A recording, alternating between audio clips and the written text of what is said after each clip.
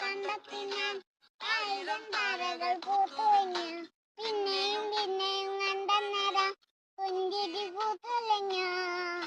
കാണാതെ വഴുന്ന തോന്നലായി, കണ്ടിട്ടും കണ്ടിട്ടും പോരാതായി.